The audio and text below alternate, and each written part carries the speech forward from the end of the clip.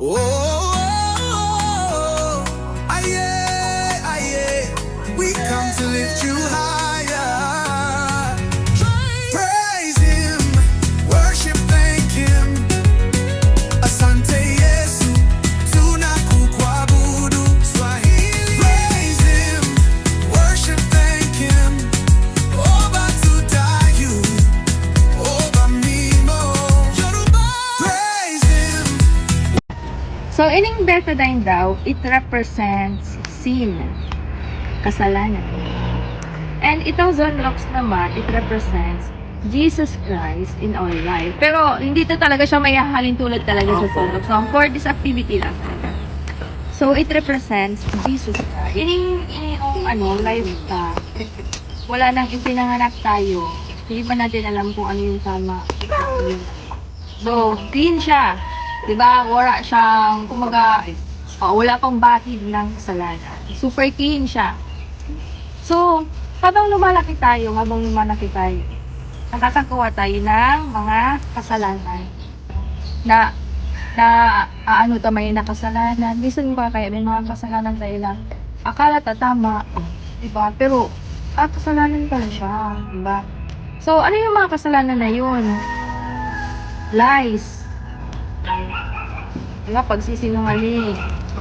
Pag, date na pag-stress sa mga magulang. So, nagkimikit niya sa, hindi kita nagpaalam sa iba, may gusto kitang makalon, nakakakumikit ang sin, na, hindi kita aware na, ito nga, mga ating kita. So, habang sa dadakula kita, lalo na nagiging maati, ining lawas ta, ang pagkatawa ta, mas lalo siya nagiging maati.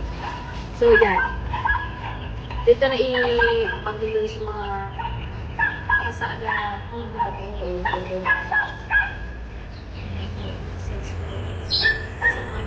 so, ini kita, mamaakit mo siya. So, parang, pag nagharap mo